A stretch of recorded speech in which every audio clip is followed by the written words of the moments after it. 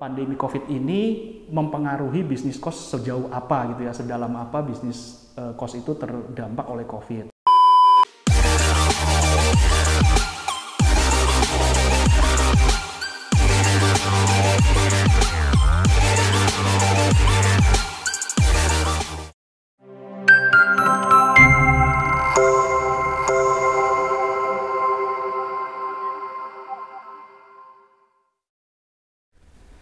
Halo teman-teman semua, gimana kabarnya? Sehat-sehat ya?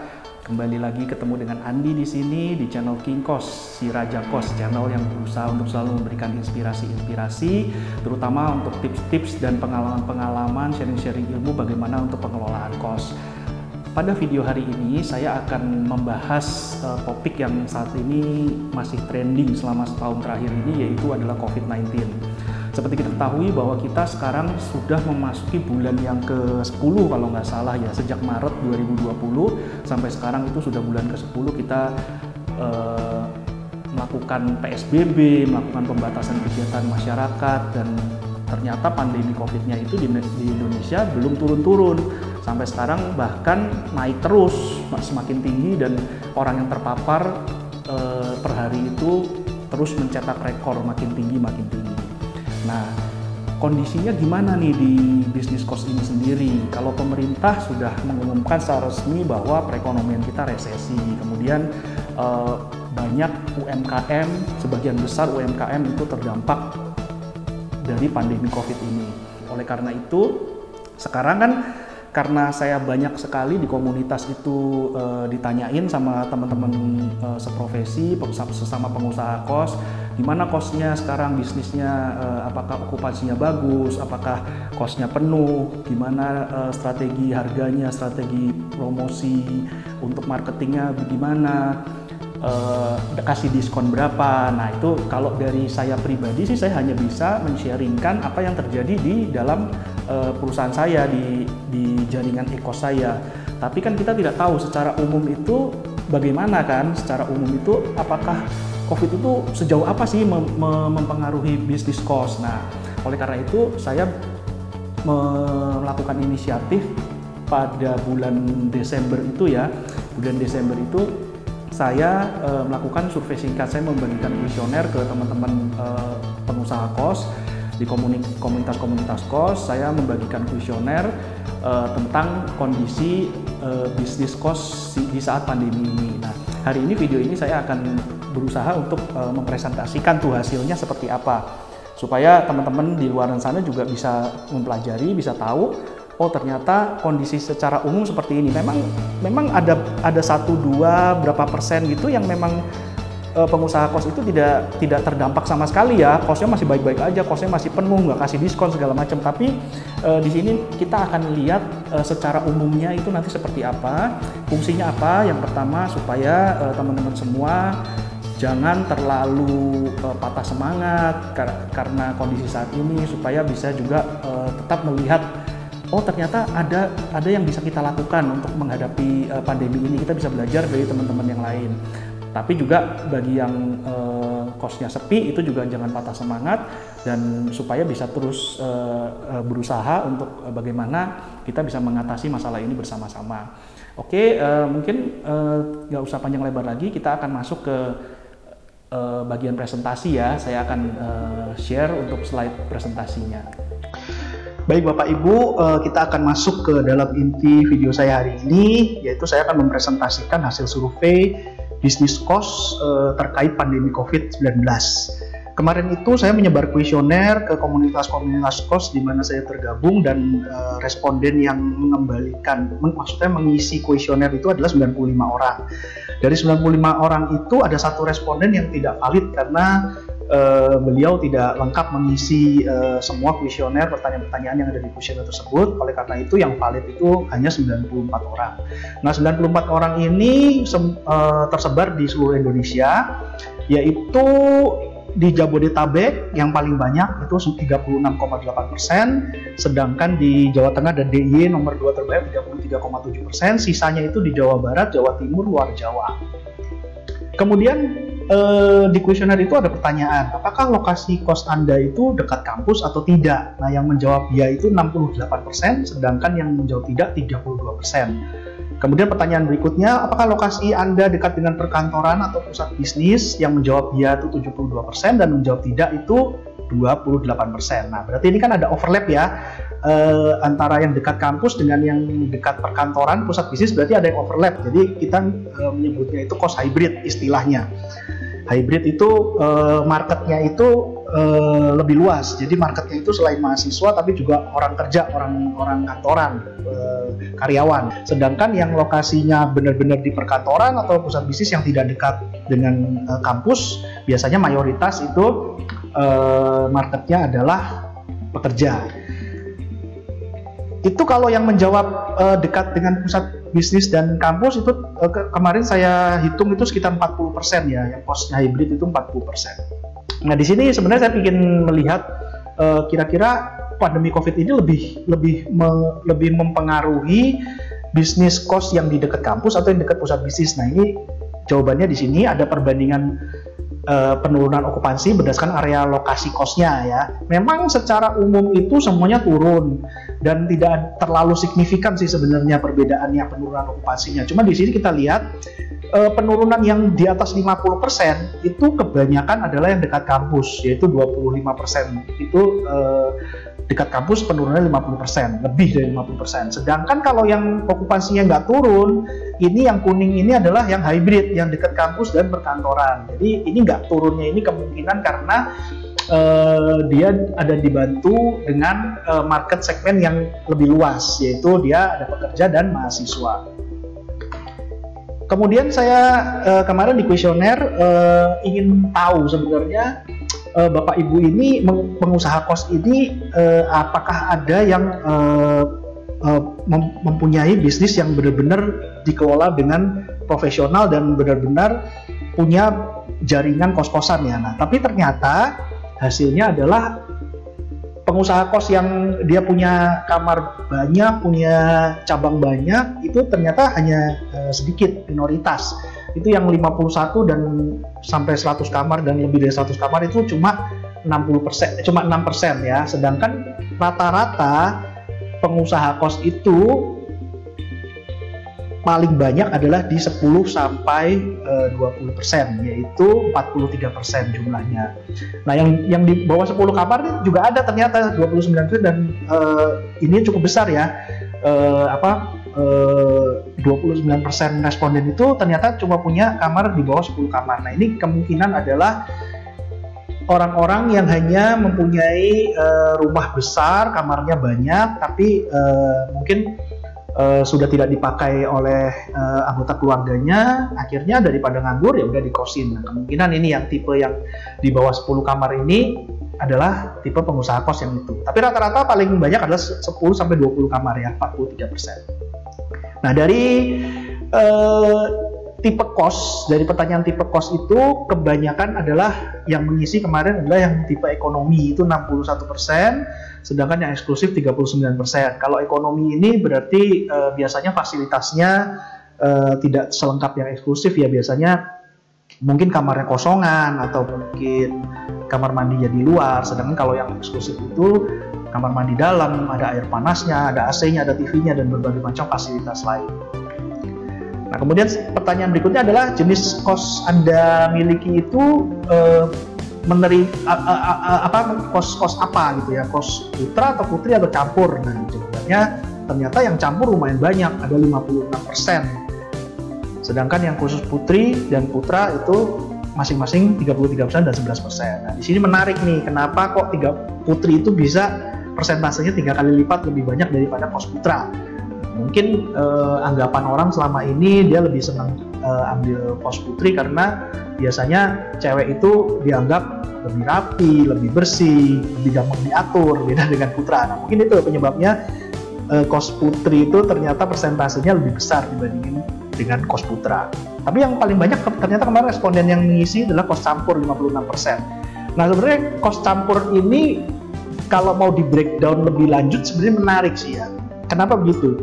Karena kalau saya bicara di Jogja ya, di Jogja itu ada istilah kos LV. LV itu singkatan dari Las Vegas.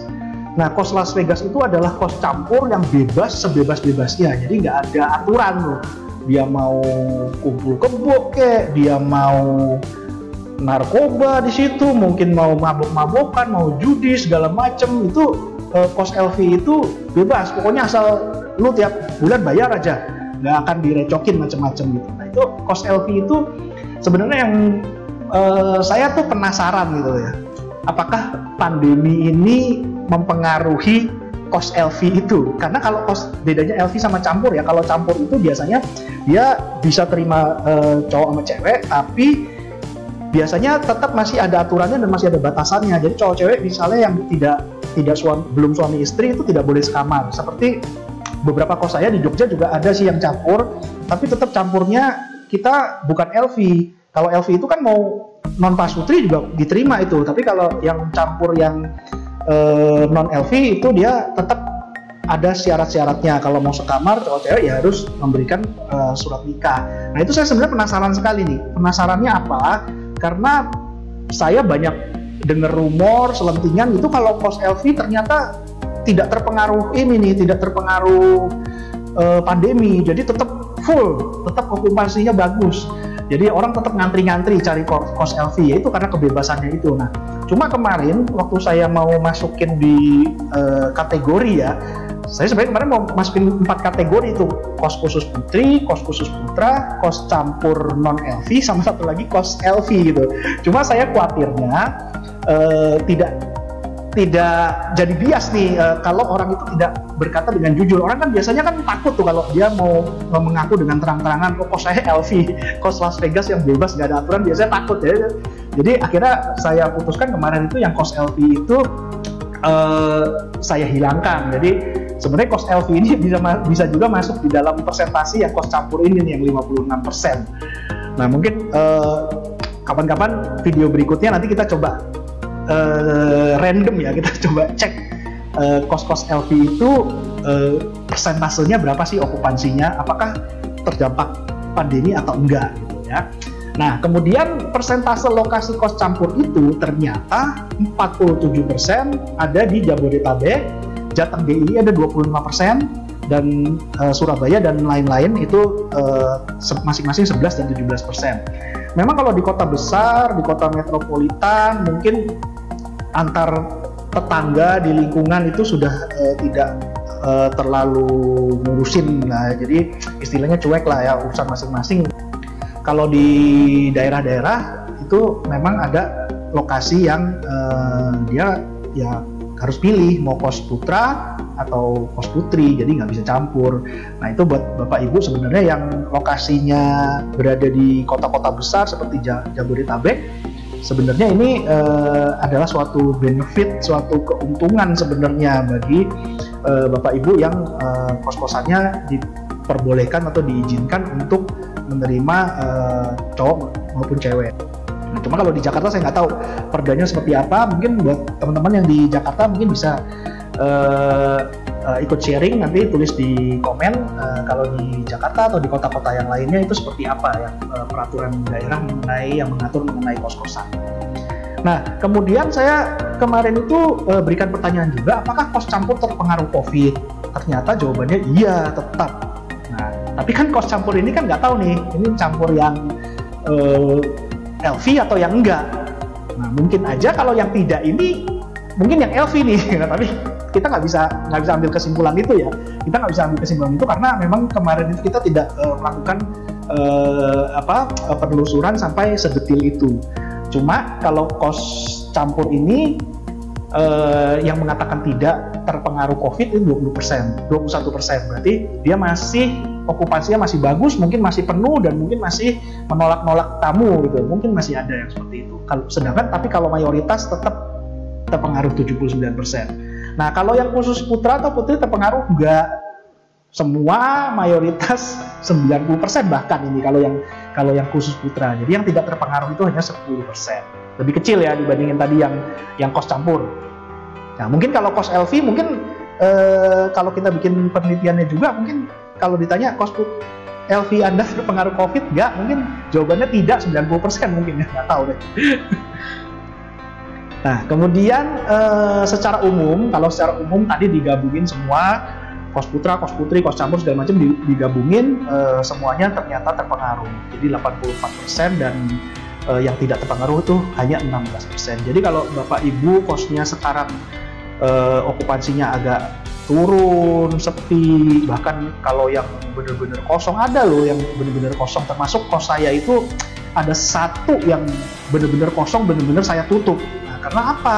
Karena isi dari 34 kamar, isinya cuma segelintir, cuma 5-6 orang. Saya pikir daripada kita setiap bulan masih tetap harus menggaji karyawan, menggaji penjaga kosnya, terus masih tiap bulan harus bayar listrik, fasilitas umumnya, setiap bulan masih harus bayar internet, bayar macam-macam, iuran segala macam yang fixed cost ya, yang fixed cost itu tetap harus dibayar. Akhirnya saya mikir kalau dihitung-hitung malah minus. Jadi akhirnya kemarin itu sempat satu kos saya yang lokasinya memang benar-benar di dekat kampus, dan kampusnya itu benar-benar tidak ada aktivitas sama sekali, 100% online. Ya akhirnya satu persatu kan pada keluar tuh, satu persatu pada pulang kampung.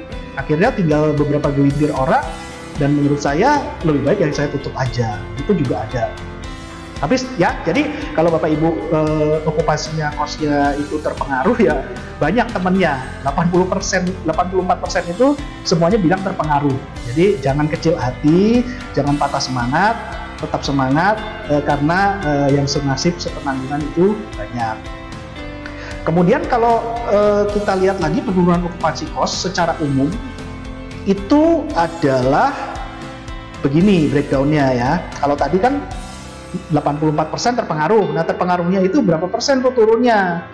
Turunnya ternyata yang di atas 50% itu ada 23%. Yang tidak turun ini 16%, nggak usah dibahas.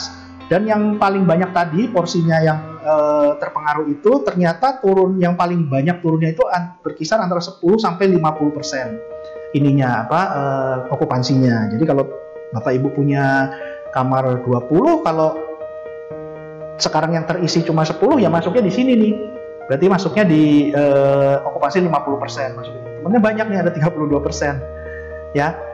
Yang okupansi jelek banget juga ada temennya 23%. Jadi kita semua senasib di sini, dan kita harus terus berusaha, tidak boleh menyerah. Memang kondisinya berat sekali, dan kita nggak tahu ya ini COVID ini sampai kapan, masih panjang apa enggak. Kemarin itu saya prediksi 1 tahun sampai bulan Maret, tapi ternyata ini udah Januari kok. Harapannya kan semakin menurun, apalagi ini udah mau ada vaksin, tapi kemudian malah ada muncul lagi strain yang baru. Waduh, nanti berarti ininya nggak ini dong, vaksinnya nggak efektif lagi. Terus sampai kapan ini COVID ini bisa berlalu gitu ya. Nah, kita sama-sama berdoa lah semoga pandemi ini, musibah ini bisa cepat berlalu, dan kita bisa kembali ke masa-masa di mana sebelum COVID okupansi semua bagus, dan kita semua berdoa dan tetap semangat berusaha. Nah, kalau kita breakdown lagi penurunan kos ekonomi itu berapa persen? Tetap 10% sampai 50% itu yang paling besar, dan yang tidak turun 14%. Sedangkan kalau yang kos eksklusif yang tidak turun 19%, penurunan terbesarnya juga masih 10 sampai 50%. Itu separuh ya. Jadi hampir 50% itu memang penurunannya berkisar antara 10 sampai 50%. Nah, kemudian saya tanya juga kemarin di kuesioner, gimana kondisi terkini ya. Waktu itu kan kuesioner ini kan di bulan Desember, kondisi terkini okupansi kos di tempat Bapak Ibu berapa gitu. Nah, jawabannya ini memang masih sangat sangat variatif ya. Ada yang 90% sampai 100%, ini ada hampir 20%, kemudian yang di bawah 25% juga masih ada hampir 25%, yang 51 sampai 70% 21%. Nah, jadi masih sangat variatif sekali di bulan Desember ini. Memang secara tren kemungkinan di bulan Desember ini ada sedikit peningkatan, karena waktu itu kan COVID itu dianggap bulan Oktober, November itu dianggap COVID itu sudah bisa teratasi gitu. Nah, tapi ternyata di bulan Januari ini, sekarang ini kan ternyata malah makin parah lagi. Akhirnya diberlakukan apa itu PPKM ya, penggantinya PSBB itu PPKM. Dan saya nggak tahu nih kondisi Januari ini seperti apa. Cuma Desember itu sebenarnya sudah mulai ada harapan tuh. Sudah mulai ada harapan, wah Januari anak-anak kuliah udah mulai offline lagi, udah nggak online lagi. Jadi ada harapan okupansi meningkat. Tapi ternyata Januari ini rencana kita buyar lagi nih, karena malah ada PSBB yang kedua. Bahkan menurut saya kondisinya malah yang di bulan Januari ini malah makin parah ya, karena rekor terus tuh tiap hari peningkatan orang yang terpapar 12.000, 13.000, pernah 14.000. Itu kan peningkatannya cepat sekali gitu. Bahkan kemarin saya baca berita itu di Jakarta 1:50 orang sudah terpapar. Jadi dari 50 orang Jakarta itu 1 orang itu sudah terpapar COVID. Jadi memang nih kondisinya nih agak memang masih mengkhawatirkan, dan kita berharap sih sebenarnya dengan adanya vaksin ini bisa mulai memulihkan kondisi yang jelek, perekonomian yang jelek ini bisa mulai membaik dengan adanya vaksin ini. Tapi vaksin itu kan juga prosesnya masih lama. Katanya 1 tahun tuh sampai semua penduduk di Indonesia itu bisa tervaksin semua. Jadi kan masih lama. Gimana ini? Padahal kondisi keuangan kita nih ya, para pengusaha kemungkinan kan sudah mulai kembang kempis nih. Mungkin bagi yang punya tabungannya sudah semakin menipis.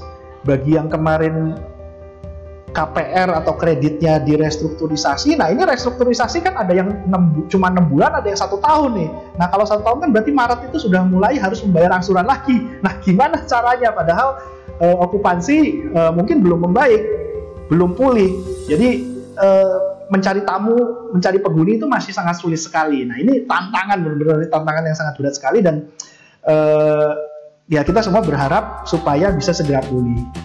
Kemudian mayoritas penghuni kos saat ini, responden rata-rata menjawab 70% adalah pekerja. Ya, jadi memang mahasiswa itu sekarang banyak online-nya, mayoritas 95% mungkin sekarang online. Mahasiswa yang tinggal di kos-kosan sekarang mungkin hanya dia menghabiskan waktu, dulu dia sewa 1 tahun, udah telanjur bayar 1 tahun, atau mungkin dia ada kegiatan yang memang perlu kegiatan tatap muka, misalnya misalnya bimbingan skripsi atau apa. Mungkin itulah mahasiswa yang saat ini masih tersisa yang ada di kos saat ini. Sisanya itu biasanya mereka pulang kampung karena ininya lama, liburnya lama, semuanya serba online. Tapi kalau pekerja kemarin kan sempat work from home, kemudian habis itu sudah mulai masuk lagi. Nah ini makanya di pekerja ini masih bagus ininya ya, persentasenya. Makanya penghuni kos saat ini rata-rata adalah pekerja. Bahkan ada beberapa teman saya yang bilang, iya nih saya terpaksa harus extra effort nih untuk mengkonvert yang sebelumnya marketnya mahasiswa, dia sekarang harus promo ke kantor-kantor atau ke perusahaan-perusahaan untuk mencari pekerja, mencari karyawan untuk masuk ke dalam kosnya. Nah itu diperebutkan oleh sekian banyak rumah kos. Nah jadi bisa dibayangkan bahwa memang saat ini kalau okupansinya turun ya itu wajar banget sih kalau menurut saya, karena mahasiswanya hilang semua sekarang. Nah, kemudian pertanyaan berikutnya, menyikapi kondisi okupansi menurun, anak kos pada keluar, gimana caranya untuk menarik minat penghuni baru yang mau kos di tempat kita? Nah, saya tanya, apakah Anda berikan diskon khusus untuk COVID? Jawabannya ya, 60% ya, tapi ada yang sombong juga nih, jawab tidak 39%. Jadi meskipun kosnya sepi, meskipun kosnya nggak ada tamu baru, tetap aja dia nggak kasih diskon khusus COVID. Tapi rata-rata 60% mayoritas dia memberikan diskon khusus COVID. Nah besarannya berapa? Nah ini pertanyaan berikutnya. Ternyata yang memberikan diskon khusus COVID paling banyak, yaitu 60%, dia memberikan diskon antara 10 sampai 30%. Nah, itu yang paling besar. Kalau yang di bawah 10% ini 28%, Bahkan ada yang 31-50% dan bahkan ada yang 50% nih. Jadi kalau misalnya tarifnya anggaplah 2 juta gitu ya, dia mungkin kasih diskon 1 juta. Nah, itu mungkin untuk short term ya, jangka pendek itu mungkin bisa membantu menaikkan okupansi. Tapi sampai kapan ini kita mau berikan diskon? Karena saya yakin kalau kos-kos elit yang interiornya bagus, terus lokasinya strategis segala macam, itu diskon 50% menurut saya mungkin sudah mepet HPP atau bahkan bagi yang punya kredit kalau dimasukin itu bahkan mungkin sudah di bawah HPP. Jadi sebenarnya rugi tuh, jual dengan diskon 50% itu mungkin rugi. Nah, mungkin di video berikutnya saya akan sedikit akan membahas bagaimana sih cara menghitung HPP cost itu. Bagaimana komponen-komponen apa yang harus dimasukin supaya kita bisa tahu sebenarnya harga kos kita tuh modalnya berapa sih. Nah, kalau modalnya udah tahu, kita kan juga tahu tuh kalau prices kita dikurangi modal, untungnya berapa. Itu nanti di video berikutnya saya akan bahas gimana secara gampang ya, secara simple untuk menghitung HPP cost. Nanti makanya simak terus video-video saya berikutnya. Oke, kesimpulannya secara umum pandemi COVID ini dampaknya cukup besar memang bagi semua bisnis lah ya, tapi studi ini saya harap bisa lebih mengkerucutkan dampaknya itu terhadap bisnis cost itu seperti apa. Jadi Bapak Ibu bisa tahu sekarang kondisi bisnis cost kita seperti apa. Nah, terus cost yang relatif bisa bertahan adalah cost yang campur dan mayoritas itu diisi pekerja. Itu masih bertahan, okupansinya masih bagus. Nah, di bulan Desember sebenarnya sudah mulai ada peningkatan okupansi, tapi ternyata Januari ini zonk lagi dan mungkin buat kemarin calon-calon penghuni yang udah mulai tanya-tanya, yang udah mulai mau kasih DP, mungkin ya akhirnya membatalkan lagi, mempending lagi, entah sampai kapan gitu ya.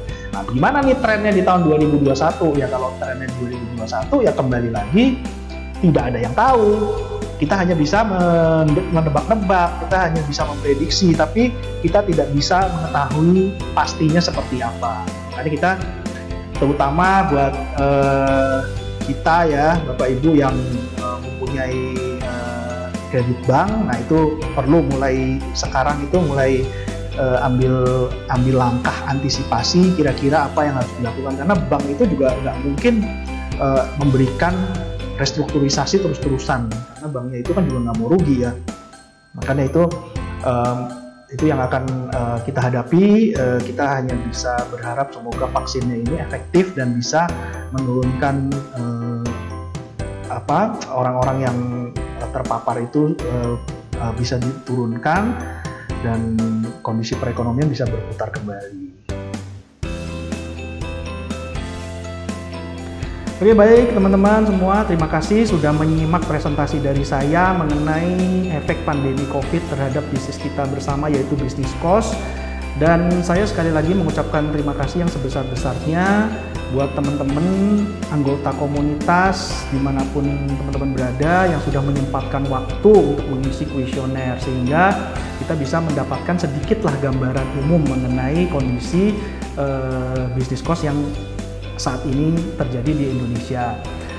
Bagi teman-teman yang saat ini mungkin belum tergabung di komunitas, saya merekomendasikan satu komunitas namanya OMKOS. OMKOS ini adalah komunitas para pengusaha kos yang didirikan oleh Pak Agus namanya ya. Di situ sudah ada sekarang lebih dari 3.000 kalau nggak salah, 3.000 orang yang sudah tergabung. Dan buat teman-teman yang belum tergabung, nanti saya akan berikan di link deskripsi supaya teman-teman bisa klik dan nanti bisa tergabung di grup WhatsApp kami. Di situ kita akan sharing-sharing mengenai masalah-masalah, problem-problem yang dihadapi selama mengelola kos, saling membantu. Kalau misalnya ada anak kos cari kos yang kebetulan tempat kita penuh, kita bisa tawarkan di grup supaya membantu yang lain. Nah, di situ kita saling membantu satu sama lain, saling sharing, dan gratis ya, untuk gabung di situ gratis. Jadi buat teman-teman yang belum bergabung, silakan bergabung. Dan saya juga akan sedikit memberikan informasi bahwa saat ini saya dan teman-teman yang lain beberapa sedang menggodok untuk mendirikan asosiasi rumah kos Indonesia. Itu diharapkan dengan adanya asosiasi resmi berbadan hukum itu bisa mengakomodir kepentingan-kepentingan kita semua pengusaha kos, terutama dalam mengembangkan bisnis kos kita, karena ternyata bisnis kos itu susah-susah gampang dan permasalahannya juga ternyata cukup banyak. Jadi kalau dengan adanya asosiasi itu kita bisa ada pembinaan, kita bisa ada bikin acara-acara atau event-event yang bisa memberikan manfaat benefit bagi para anggota-anggotanya. Nah, buat teman-teman silahkan subscribe channel ini untuk mendapatkan info-info berikutnya, update-update berikutnya. Semoga apa yang saya sampaikan hari ini bisa bermanfaat. Oke, sampai ketemu lagi lain kali di video yang lain. Dadah.